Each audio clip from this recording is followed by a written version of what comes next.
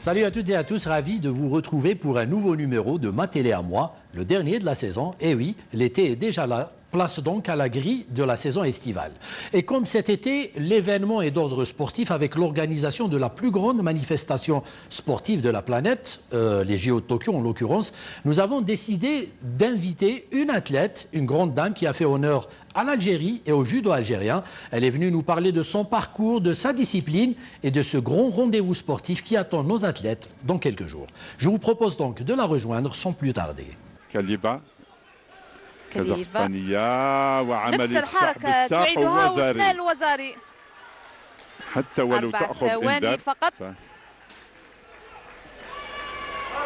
وميدالية برونزية أولى لسوريا حداد في اليوم الثاني من هذه المنافسة، منافسة الجيدو في وزن أقل من 52 كيلوغرام، وهي الميدالية البرونزية الأولى والميدالية الأولى في هذه الألعاب خاصة للمنتخب الوطني الجزائري.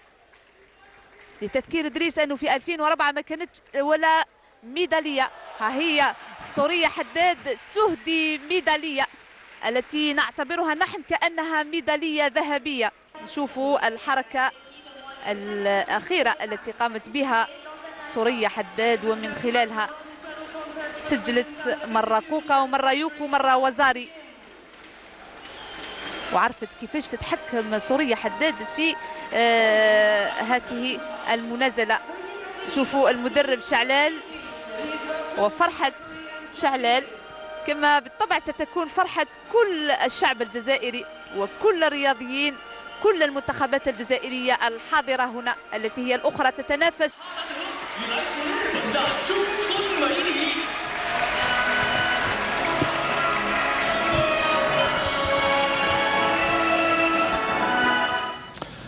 Soraya Haddad, bonsoir et bienvenue dans Ma Télé à moi.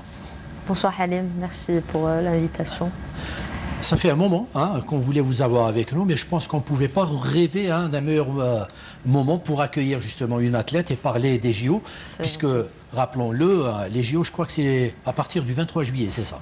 Voilà, ça va être bientôt l'événement le plus grand du sport algérien, donc sport mondial, je veux dire. On va en parler, mais on a plus envie aussi de connaître un peu plus Soraya Haddad ce soir. Donc j'espère que vous allez vous prêter au jeu des questions. Et à travers bien sûr votre playlist. Mais avant cela, j'ai vraiment envie de connaître que devient Soraya Haddad et quelle est son actualité. Ben voilà, actuellement je suis plutôt sur Alger et sur Béjaïa en même temps. Je fais des allers-retours et puis depuis 2019 je suis coordinatrice d'un nouveau projet international qui est judo dans les écoles primaires. On travaille avec la Fédération internationale et puis c'est l'ex-président du comité olympique qui a ramené un peu ce projet en Algérie. Mais malheureusement, depuis le corona, donc le Covid, tout s'est arrêté pour le moment et on espère reprendre en septembre. Donc en général, voilà ce que je fais et voilà. Donc, très bien. C'est déjà beaucoup. Oui, mais j'espère, je veux dire... J'espère que les choses reprendront très rapidement. Alors, juste comme ça, un mot pour parler de vous. Vous êtes de Béjaïa. Il y a une question que je voudrais vous poser, que je me suis toujours posée. C'est celle de savoir c'est quoi ce lien entre Béjaïa et le sport, et surtout le sport féminin en particulier. C'est une ville qui est très connue pour le sport féminin. Oui, c'est vrai, surtout, donc on a du volleyball, on a aussi du karaté et même du judo. Ouais. Donc la seule médaillée olympique en Algérie, en Afrique, elle est de Béjaïa. C'est Soraya Haddad. Mais il faut dire aussi qu'il y a le pôle de développement du judo féminin, c'est aussi Tizi Ouzou, donc c'est en général la Kabylie. Très bien. Alors je parlais des JO, quelques jours seulement nous séparent de ce grand événement. Comment on vit un tel événement lorsqu'on est athlète et qu'on a déjà participé à des Jeux Olympiques? Bah écoutez, les Jeux Olympiques, c'est l'événement le plus grandiose qui peut exister dans le sport. Donc c'est le rêve de tout athlète au monde entier. Donc c'est le rêve de tout le monde. Déjà d'y participer et déjà un rêve réalisé, on va dire, parce que vous savez, on se retrouve entre athlètes de toutes disciplines, les meilleurs athlètes du monde, l'élite mondiale rassemblée dans un petit village clôturé. Là, on vit vraiment des moments extraordinaires qu'on n'oubliera jamais. Vivre les Jeux Olympiques, c'est déjà un point vraiment... Pour se qualifier déjà, hein, c'est un exploit, parce que... rares sont ceux qui se qualifient aux Jeux Olympiques. Exactement, surtout que dans certaines disciplines, ça devient de plus en plus difficile de se qualifier. Le système de qualification change, donc c'est de plus en plus serré. Et puis voilà, c'est maintenant de se qualifier est déjà un grand pas pour un athlète déjà de se qualifier aux Jeux Olympiques. Alors rappelons que ces Jeux ont été reportés d'une année.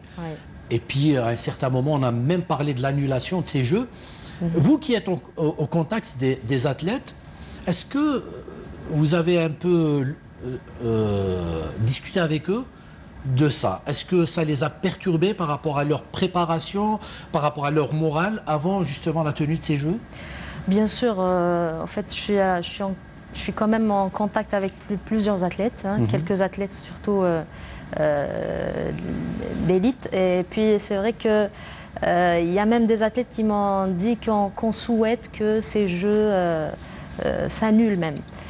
Tellement que c'est vrai qu'ils ont passé une période très très difficile. C'était vraiment perturbant pour eux. Et puis surtout de savoir, de ne pas être sûr que les Jeux seront maintenus. Je veux dire, c'est ça, c'est le doute. Après, pour l'athlète, c'est vrai que autant qu'athlète, on aimerait bien que les choses soient vraiment claires et définies bien à l'avance. Parce que vous savez, l'athlète, il souffre, il s'entraîne, il y a beaucoup de sacrifices. Donc voilà, donc ça va être... Ça risque d'avoir une incidence sur les résultats de nos athlètes? Bien sûr que oui, mais je pense que c'est une situation que tout le monde vit. Il n'y a pas que les Algériens. Donc je pense que ça peut aussi être un avantage pour nous. Pourquoi pas? Je dirais ça comme ça. Espérons-le. Vous parliez de l'annulation des Jeux. Certains jeunes peuvent éventuellement souhaiter leur annulation, mais pour quelqu'un qui est en fin de carrière, je pense que lui, par contre, il aurait souhaité que ces Jeux soient maintenus. Alors, on ne va pas parler que de ces Jeux, on va parler aussi de Soraya Haddad, qu'on a envie de découvrir ce soir. Et on va commencer par parler de votre enfance. Mais avant cela, on va voir la playlist de Soraya Haddad, a commencé par son premier choix. Et son premier choix s'est porté sur une chanson très belle et très touchante. On regarde.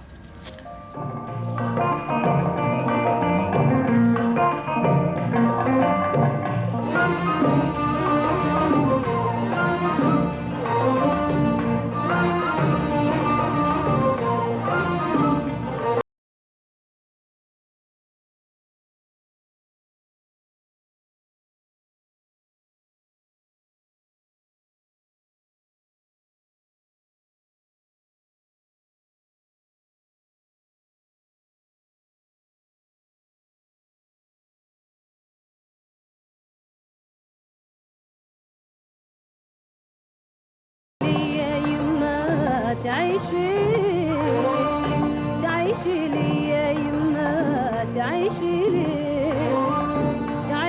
لي يا يما ونرد خير فضلك عطفك ورضاك ونرد خير فضلك عطفك ورضاك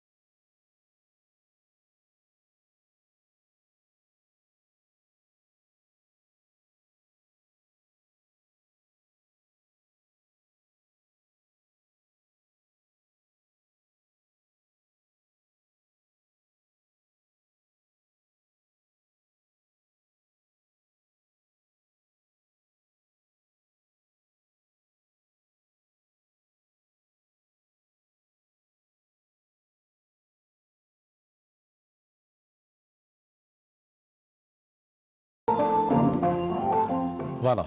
Très beau duo hein, avec la grande Nadia Ben Youssef et le grand Abdelkader Chaou. Pourquoi ce choix, Soraya? Franchement, je pense que tout le monde sera d'accord avec moi. Hein. Ça parle des parents. Et puis, c'est un genre d'hommage que je voulais aussi rendre à mes parents, qui m'ont toujours soutenu dans tout ce que je fais dans ma vie. Et c'est grâce à eux que je suis là et que je suis ce que je suis aujourd'hui. Et voilà, pour leur dire aussi que je les aime beaucoup et qu'ils nous manquent aussi. Ils sont bloqués à l'étranger en quelque sorte depuis le Covid. Donc on espère revoir bientôt. Inch'Allah ya Rabbi. Alors c'est une chanson qui parle des parents, donc qui peut directement nous permettre de parler de l'enfance de Soraya Haddad. Quelle enfance avez-vous eue? Donc moi toute petite, j'étais, on va dire, un petit peu garçon manqué, bien sûr. J'aimais beaucoup jouer dehors. Rappelons que vous êtes né à Elxer. Voilà, pour ceux qui ne le savent pas. Elxer, c'est dans la wilaya de Béjaïa. Exactement, voilà, dans le quartier de Poulizy, et puis que je salue d'ailleurs. Et donc voilà, j'étais un peu comme tous les petits enfants, à beaucoup jouer dehors surtout, et puis pas trop regarder aussi la télé. Je veux dire, voilà, c'était un peu. J'étais très active en fait. Justement, enfant à Elxer, vous jouiez à quoi? Un peu comme nous, aux anciens jeux. Hein? Je veux dire, oui, c'est les mêmes jeux. Et aussi au football, hein, avec les moyens qu'il y avait. Donc j'aimais beaucoup jouer quand même avec les petits garçons. Très bien. Voilà. À quoi rêviez-vous? Toute petite? Je pense que c'est comme tous les rêves d'enfants, hein, de devenir un peu comme peut-être voilà, les stars de la télé. Voilà, c'était pas, il n'y avait pas de rêve un peu particulier. Je veux dire, dans le sport. C'était l'insouciance. Voilà, exactement. On vivait les moments comme c'était. Voilà. Très bien. Alors, le deuxième choix de notre amie Soraya Haddad, c'est une émission qui a marqué la génération de Soraya Haddad et pas mal d'autres générations. C'est une émission de télévision qui avait pour titre Bled Music et qui était animée entre autres par Kamel Dynamite et Farid Rocker. On regarde.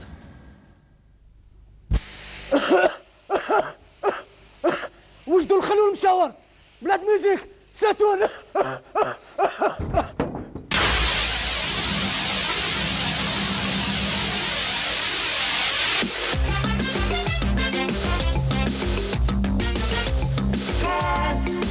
Let's music.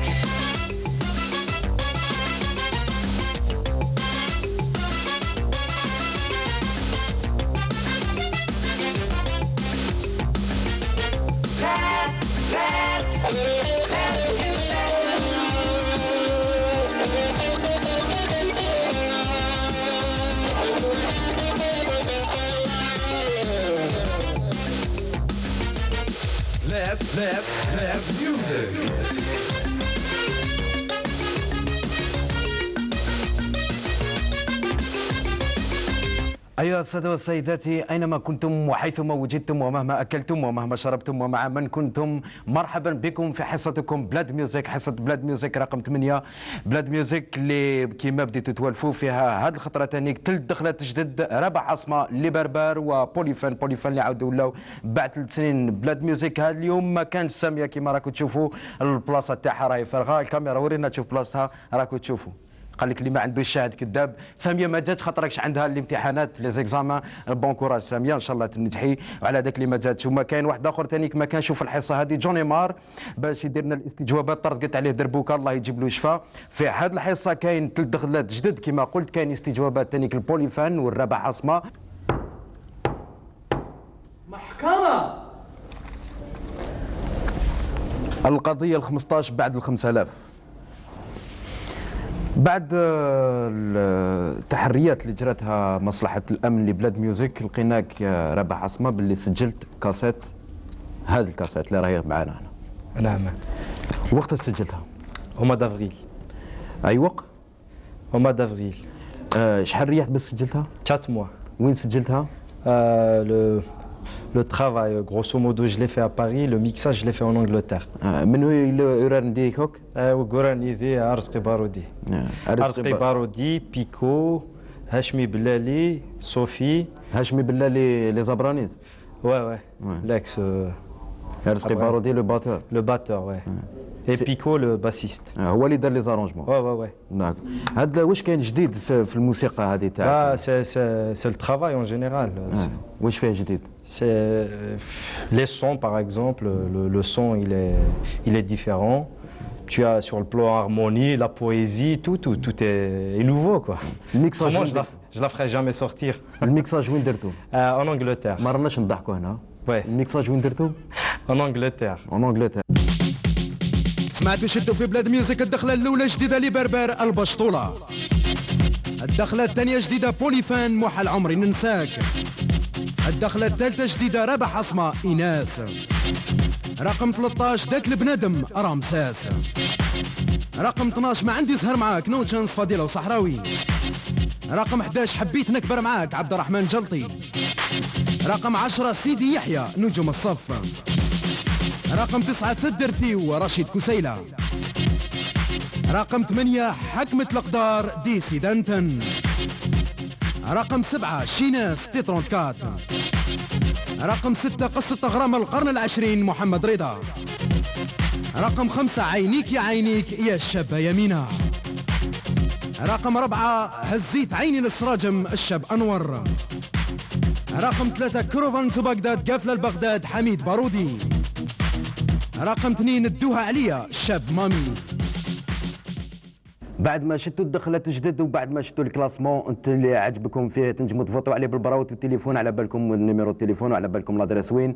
ورقم واحد في هذا الحصه هو الشابه كريمه. السنه ان شاء الله دائما نكونوا زيانين. وبهذا ايها الساده والسيدات معروض عندي يا كمال. داكور اوكي صحيح. وبهذا ايها الساده والسيدات نكون قد اتينا الى نهايه هذه الحصه. دمتم في رعايه الله وحفظه اينما كنتم وحيثما كنتم ومما اكلتم ومما شربتم والى ما بعد الخميس المقبل ان شاء الله. Coupé. العشاء مانا Coupé. Voilà. Alors, c'était Kamel Dynamite et Farid Rocker qu'on salue. C'est une émission qui vous rappelle quoi? Une époque? Oui, bien sûr. Mon enfance aussi. Comme moi, j'ai des frères qui sont musiciens et ils jouent à la guitare électrique et tout. Donc, la musique était toujours présente à la maison, en fait. Presque chaque jour. Donc, ça me rappelle beaucoup de souvenirs avec la famille, quand même. Voilà. Très bien. Alors, on va revenir à vous pour parler surtout de votre scolarité. Vous étiez quel genre d'élève? Studieuse? Je dirais que j'étais élève moyenne. Élève moyenne. Voilà. En classe, je pense que j'étais aussi bonne élève et... Ouais. Qu'on aimait normalement, qu'on aimait. J'aimerais bien qu'on pose la question au professeur, ouais, très bien. mais je pense que j'ai toujours été calme en classe et voilà. Très bien. Votre matière préférée? Je dirais les mathématiques peut-être. Ouais. De votre temps, il y avait une pratique du sport à l'école? Oui, on avait... Vous pratiquiez quoi comme sport à l'école? C'était de l'éducation physique en général, donc c'était de la course, des exercices, etc. Comme tous les... Je pense que la plupart des enfants en Algérie à cette époque-là. Et il n'y avait pas de spécialité dans les écoles primaires ou ailleurs. Donc, mais on participait toujours aux compétitions de tous les sports. Je veux dire, le judo scolaire était là et c'était parmi les premiers titres de ma carrière. Très bien. Vous vous distinguiez déjà à l'école comme étant une bonne sportive? Oui, je pense que oui, parce que j'ai commencé à faire de la gymnastique un peu tôt, donc très tôt. Et puis j'avais une carrure, je veux dire, une morphologie un peu... Des prédispositions justement pour être une bonne athlète. On va parler justement d'un aspect qui me tient à cœur, le sport et les études.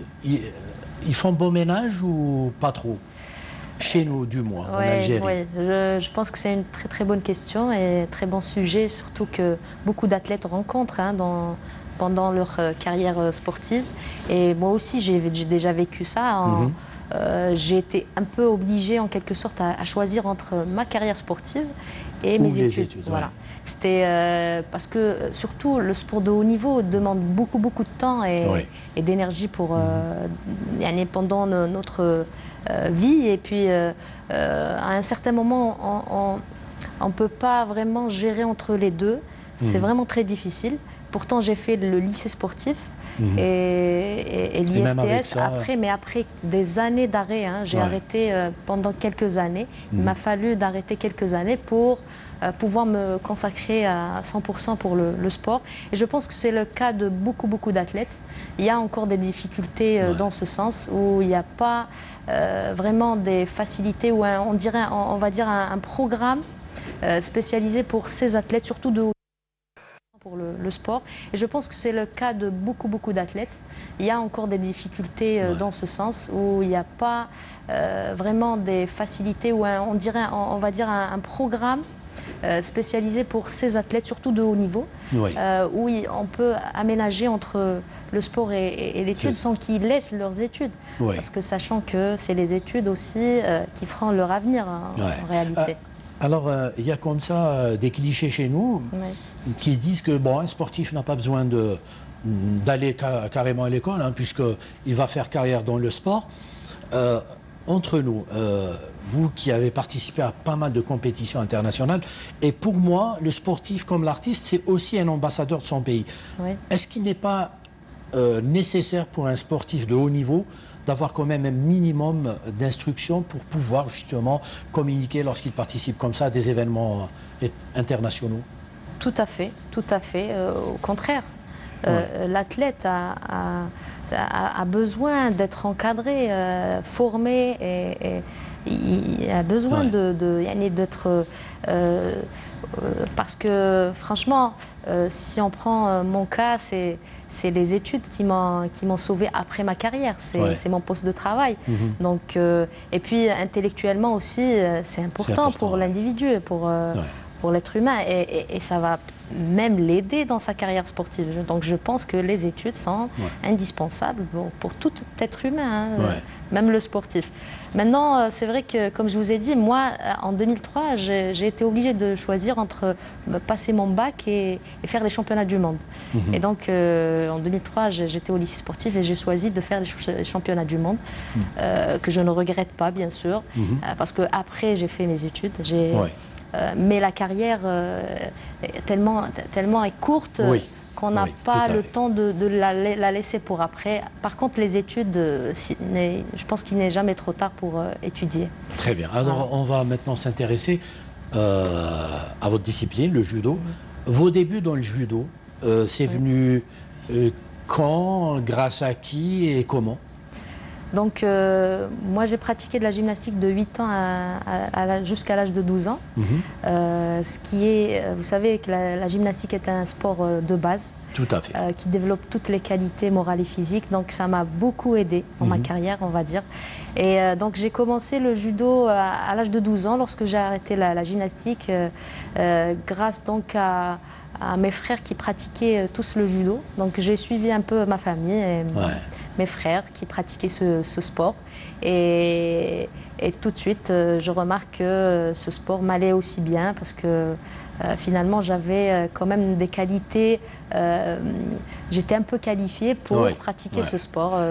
Et votre entourage, d'une manière générale, je parle de la famille et tout votre entourage, il a été favorable ou il était un peu réticent au début? Non, bien sûr, à 100% favorable. Le papa, la maman m'encourageaient beaucoup. On est un peu une famille sportive, même les parents aiment beaucoup faire le sport. Ça aide vraiment beaucoup.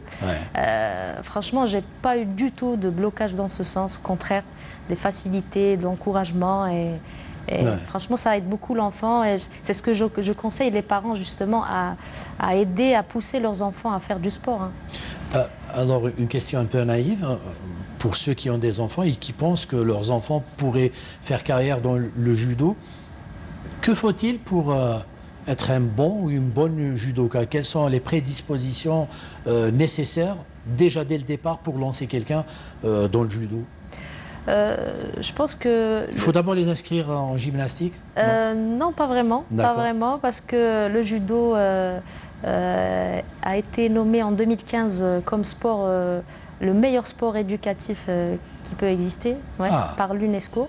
Donc en 2015. Donc ça prouve que le judo est un sport éducatif et c'est un sport aussi complet qui développe vraiment toutes les qualités, que ce soit physique, morale et voilà, ce que je peux dire, c'est que de dire aux parents, c'est que même leurs enfants ne deviennent pas peut-être champions, mais sachez que le sport, le judo ou le sport en général, vraiment aide beaucoup l'enfant. Dans son épanouissement surtout. Bien sûr, son épanouissement, son équilibre, de lui donner cette force, cette confiance en soi, et c'est un équilibre dans la vie, et comme ça on aura un individu préparé à la vie aussi. Vous savez, c'est une école de la vie, on dit, le judo. Donc j'encourage vraiment tout le monde à pratiquer. Très bien. Alors c'est une discipline qui normalement, je suis pas connaisseur, mais c'est une discipline qui normalement ne nécessite pas beaucoup de moyens. Le judo, c'est un tatami, c'est un kimono, et basta quoi, on se dit ça, nous. C'est vrai, donc un petit kimono, et puis la plupart des clubs sont pas... Il y a des petits vraiment frais, etc. Donc je pense que c'est un sport qui est accessible à tout le monde. À tout le monde. D'ailleurs, on voit quand même beaucoup de participation, quand même. Beaucoup d'enfants le pratiquent. Selon vous, Soraya, avec un peu de recul, qu'est-ce qui fait qu'il y ait comme ça de grandes nations de judo et pas toutes les nations? Pourtant, c'est accessible à tout le monde et on sait qu'il y a quand même des nations qui sont connues dans le judo et pas d'autres. Eh ben, après, je veux dire, le judo au niveau international, je veux dire, les résultats, ça dépend aussi de beaucoup de choses, je veux dire, de moyens, je pense que l'Algérie possède vraiment la patte, possède de très bons judokas et judokates, vraiment qui ont beaucoup de talent. On voit dans presque chaque génération, on voit quelques athlètes qui peuvent vraiment aller loin.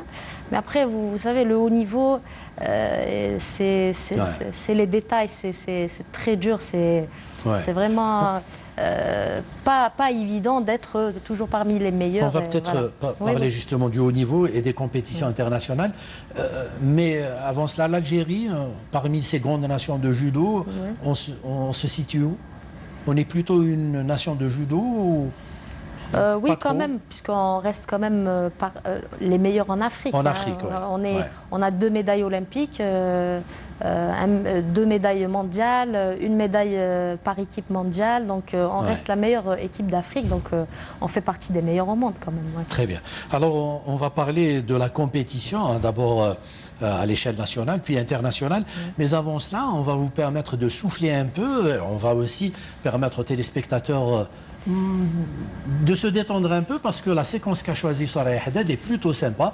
Alors restez avec nous et suivez cette séquence, on en reparlera juste après.